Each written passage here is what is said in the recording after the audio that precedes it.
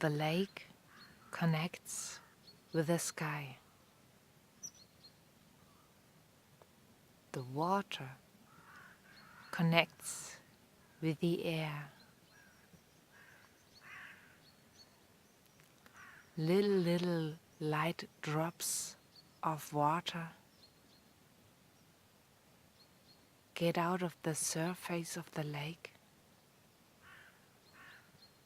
and move through the air.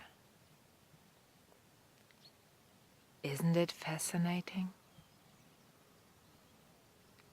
And at the same time, the clouds of the sky reflect in the sea. And there you can see all is one.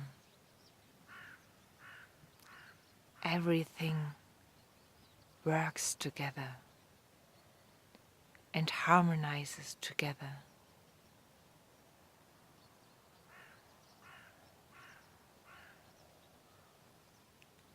Nature is a magnificent place to be.